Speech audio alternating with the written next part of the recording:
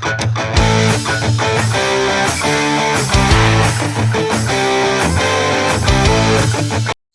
friends, welcome to Agri Talk Show. Let's welcome our today's guest Mansi Chaudhary.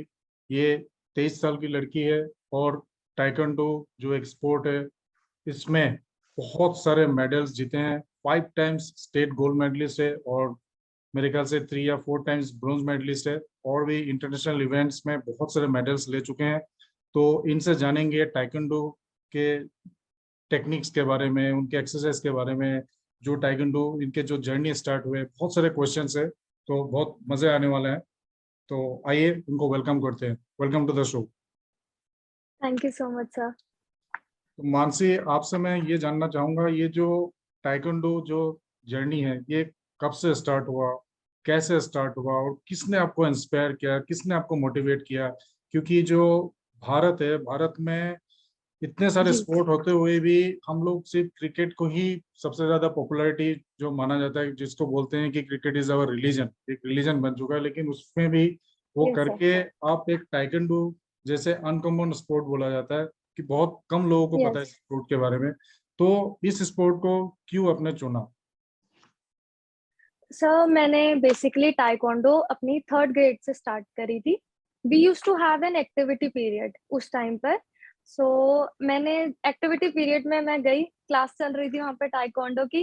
And मेरे coach mister Prabhakar Sharma वहाँ पर class ले रहे थे।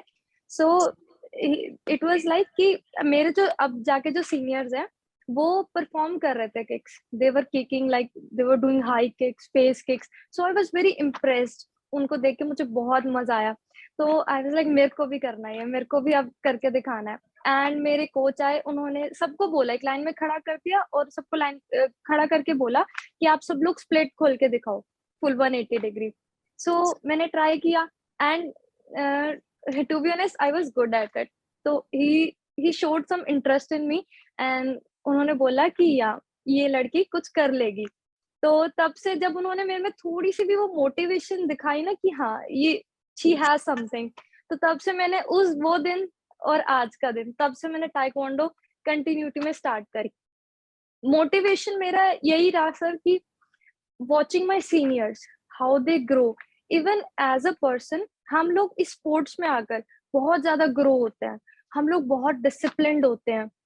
लाइक हम लोग सुबह उठेंगे टाइम से, पूरा हम टाइम सेट कर लेंगे कि आज हमें इस टाइम उठना है, हमें अपना प्रॉपर मील लेना है, हमें ये एक्सरसाइज करनी है, हमें आज इतनी रनिंग करनी है। So we get discipline about it. या तो किस एज में आपने ये स्टार्ट किया था journey? I was 9 to 8 years sir. Great. तो अभी तक या आपने स्टेट में 5 टाइम्स स्टेट में जो होता है गोल्ड मेडलिस्ट है, उसके बाद ब्रॉन्ज मेडल भी है। तो ऐसा कोई इवेंट है, ऐसा कोई फाइट है जिसको आप याद करना चाहेंगे कि मतलब बहुत ज्यादा कम्पिटिटिव था, फिर भी आपने विल पावर, ग्रिट और डिटर्मिनेशन से आपने उसको ओवरकम किया और मेडल जीता? ऐसा कोई फाइट? यस सर, रिसेंटली अभी औरंगाबाद में हमारा टूर्नामेंट था। These were for Asian games trials. तो उसमें आई हैड लाइक 6 फाइट्स हुई थी मेरी उसमें।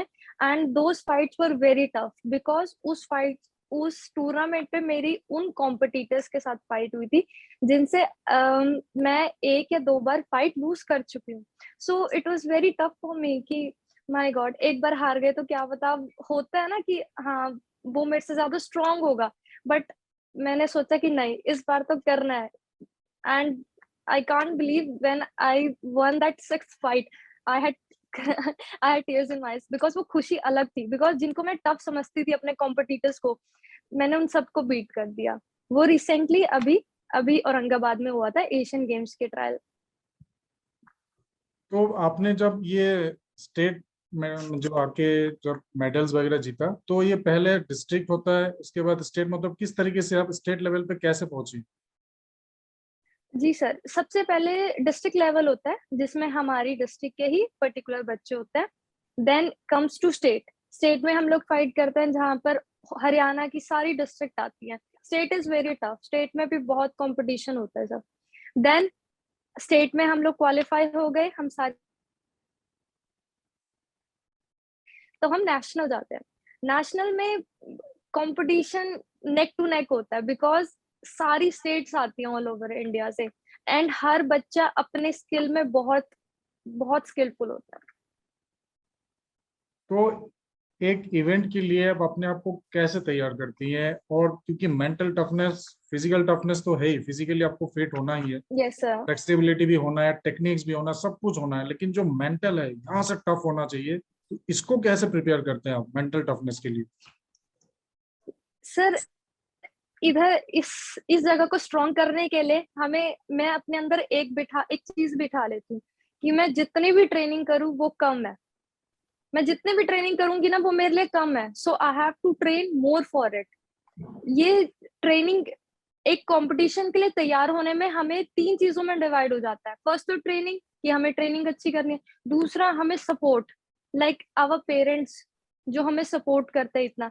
दूसरा, हम जहाँ ट्रेनिंग करते हैं फेलो प्लेयर्स होते हैं, वो हमारे साथ ट्रेनिंग करते हैं, वो हमें एक मोर सपोर्ट देते हैं कि yes you are doing good, आप बेटर कर रहे हो। सबसे मेन इम्पोर्टेंट है in my opinion is our diet. Diet plays a great role. इन चीजों में डिवाइड होती है हमारी टूर्नामेंट की तैयारी। एंड मेन जो आपको यहाँ के लिए प्रिपेयर करना है, तो वो तो आपको मैं इसी में रखती हूँ कि I have to train more. जितना ट्रेन करूंगी उतना I will be strong for the tournament. तो जैसे आपने अभी एशिया ट्रायल्स के लिए आपने वो किया था, उसके बाद जो स्टेट लेवल में भी पार्टिसिपेट किया हुआ है, तो ऐसे दिग्गज खिलाड़ी भी होंगे जो सीनियर खिलाड़ी हैं, तो उनसे आपको क्या सीखने को मिला, क्या एक्सपीरियंस मिला? Sir first of all, after winning those fights मेरे अंदर कॉन्फिडेंस आया, एंड एक अंदर से फीलिंग आई कि yes I can do better than this. If I can beat those competitors जिन्हें मैं बहुत टफ मांगती थी, तो I can do more. Okay, and उनसे अलग तरीके के स्किल पता लगते हैं। लाइक इन आवर गेम्स हमारे में बहुत सारी किक्स होती हैं, तो पता लगता है कि कौन सी किक से हम लोग कैसे उससे बच के उसको काउंटर अटैक कर सकते हैं। बहुत एक्सपीरियंस मिलता है सर। तो आगे के लिए क्या प्लानिंग है? जैसे अभी एशिया ट्रायल्स भी हो गया, मेरे ख्याल से कॉमनवेल्थ गेम्स भी आने वाला है, वो भी इंटरनेशनल इवेंट्स आने वाले हैं, तो आगे के लिए क्या सोचा, क्या तैयारी है? सर अभी तो I am training 2 times a day, and the main 2 goals अभी जो मेरे दिमाग में चल रहे हैं, Asian games and the world university championship भी पोस्टपोन हो गई है, बिकॉज वो भी चाइना में होने वाली थी। बट हमें पता नहीं कब उनकी डेट्स आ जाए एंड हमारा कंपटीशन आ जाए, so I am preparing for both of them. पूरा ध्यान है, पूरा ट्रेनिंग अपना सेट कर रखी है कैसे करना है, एंड आई होप कि वहां से भी मैं मेडल लेके आऊंगी। तो अभी जितने भी बच्चे हैं, अगर कोई टारगेट कैरियर को अगर कोई परसू करना चाहे, कोई कैरियर को स्टार्ट करना चाहे, तो उनके लिए क्या एडवाइस रहेगा? किन किन चीजों पे आप ध्यान देना है? मतलब कौन से एक्सरसाइजेस होते हैं, क्या डाइट प्लान होना चाहिए, और क्या कैसी तैयारी होनी चाहिए? सर आई एडवाइस, अगर कोई भी पर्सन, कोई भी किड टाइक्वांडो को ऑप्ट करता है एज अ स्पोर्ट, तो ये उसके लिए एक लाइफ चेंजिंग एक्सपीरियंस होगा। बिकॉज ये not in a bad way, in a good way, because ये आपको बहुत ज्यादा डिसिप्लिन बनाता है अपनी लाइफ में। Even being in a sport, ये आपको आपकी स्टडी पे भी कहता है कि आपको एक प्रॉपर टाइम शेड्यूल बनाना है, और आपको अपनी ट्रेनिंग भी करनी है और आपको अपनी स्टडी भी करनी है। तो बीइंग इन अ स्पोर्ट आप बहुत ज्यादा डिसिप्लिन होंगे। Even your parents will be happy with you. Mine are with me because I am very discipline. I know how when I have to eat my meals, when I have to train. I don't miss my meals, not my training, because I know ये मेरे लिए important है। चाहे बारिश हो, चाहे तूफान हो, कुछ भी हो, चाहे I have to do it indoors, but I will do my training. And the important exercise अगर कोई ऑप्ट कर रहा है, the main the main hero in our games are our legs, the main hero. So we have to train our legs very, like we do intense cardio training, strength weight training of our legs, because even a taekwondo player can fight with his hands tied behind his back. So the legs are the main hero, but also we train our whole body, like we do push-ups, cardio training, core training, everything, but the legs are the main hero. ऐसा कभी रास्ते में, बस में, या किसी भी travelling में कभी टाइकेंडो की जरूरत पड़ी? मतलब किसी से पंगा हुआ है? ऐसा अभी तक तो ऐसा कभी नहीं हुआ and I am kind of shocked ऐसा क्यों हुआ क्यों नहीं, बिकॉज पर्सनली आई फील कि मैंने कभी ट्राई नहीं करा रियल लाइफ में ये सब चीजें, बट आई डू कि फर्स्ट टाइम एक बार एक्सपीरियंस तो सो आई कैन नो कि स्ट्रीट फाइट में भी मैं उतनी कॉन्फिडेंस हूँ जितनी मैं अपनी मैट पर एरिना पे जाके होती हूँ। तो आगे जो अभी आने वाले गेम्स है उसके लिए आपको बहुत बहुत wish you all the best. मतलब आप थैंक यू भारत सो के मच। लिए मेडल्स लेके आइए, चाहे एशियन गेम्स हो चाहे कॉमनवेल्थ गेम्स हो, और हम चाहेंगे कि आप ओलंपिक में भी क्वालिफाई हो और वहां पे भी जाके भारत का नाम रोशन करे। So wish you all the best, क्योंकि इतने कम उम्र में थैंक यू आपने सो इतने मच। सारे मेडल्स लेके आए हैं। तो आगे भी मैं चाहूंगा कि और भी बहुत बहुत मेडल्स आप भारत के लिए लेके आए। सो थैंक यू, आप आए हमारे thank you so much channel sir. में, बहुत कुछ बताया आपने, and hats up to you, क्योंकि आप 23 इयर्स के हैं और इतने सारे मेडल्स आपने जीते। तो दोस्तों आज का कंटेंट मैं यही खत्म करना चाहूंगा। आगे आने वाले समय में ऐसे ही कंटेंट आपके सामने लेके आऊंगा, और जो छोटे छोटे बच्चे हैं मैं इनको बोलूंगा कि इनको फॉलो कीजिए। देखिए 23 साल की है लेकिन कितने बड़े बड़े कारनामा उन्होंने कर रखे हैं। Till then stay tune for the upcoming videos.